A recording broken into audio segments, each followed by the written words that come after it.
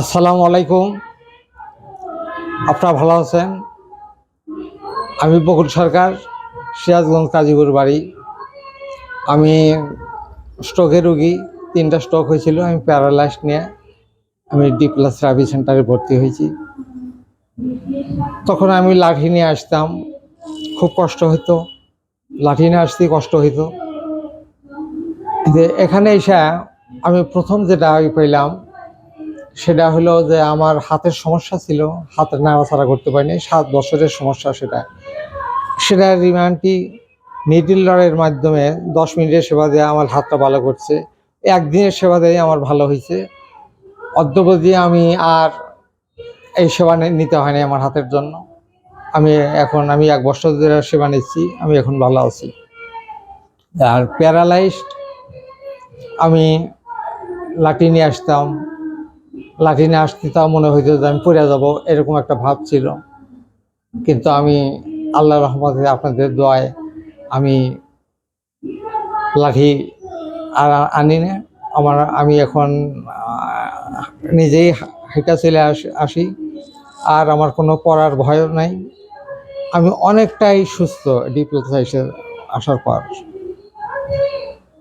I feel much better now. আমি আগের চেয়ে অনেক ভালো আছি। তো আমি আমার আমার হাই প্রেশার ছিল, ডায়াবেটিস, থাইরয়েড, তারপরে ঘুম হইতো না, হাতের সমস্যা, প্যারালাইজড, কোষ্ঠকাঠিন্য, এই রোগগুলো নিয়ে আমি আসছি এখানে। আমি যে নামগুলো বললাম প্রত্যেকটি রোগেরই পরিবর্তন আসছে। তার মধ্যে থাইরয়েড, ডায়াবেটিস আমার খুব সুন্দর পজিশন আছে, নর্মাল। হ্যাঁ, এই কোষ্ঠকাঠিন্যটা আমার এখনো আছে, কিন্তু অনেকটাই আমি আরাম পাইছি, মানে ভালো হওয়া পথে আমি এখন। আমাকে আরো হয়তো কিছুদিন আর একটু সেবা নিতে হবে কোষ্ঠকাঠিন্যের জন্য। আমার এই কোষ্ঠকাঠিন্য 35 বছর ধরে আমি কোষ্ঠকাঠিন্য অনেক কষ্ট বোধ করছি। তো এখানে আসার পর থেকে আমি অনেকটাই ভালো হয়েছে আর কি। পুরা ভালো হয় নাই, কিন্তু ভালোর দিকে। আর ঘুম হইতো না, ট্যাবলেট খায় ঘুমাইতাম, তাও ঘুম হইতো না, ট্যাবলেট খাওয়ার পর ঘুম হইতো না। আমি এখন আর আমার ট্যাবলেট যে PS 8000,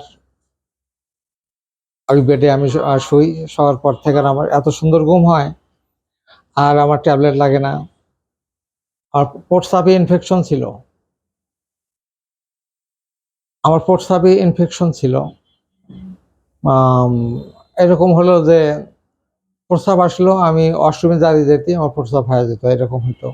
PS 330 বসাতে আমার সেই সমস্যা দূর হয়ে গেছে। সেটাতে আমি 900 টাকা পার মান্থ আমি ওষুধ খেতাম। সেই ওষুধগুলো আমি এখন খাই না। আর প্যারালাইজ সম্পর্কে তো আমি বললাম। আচ্ছা, যে হাতটা আপনার প্যারালাইজ ছিল, উঠাইতে পারতেন না, ওই হাতটা উঠান তো আঙ্কেল। ওই হাত উঠায় স্লোগান দেন। আমি ইয়াং, আমরা সুস্থ, আমরা আনন্দিত।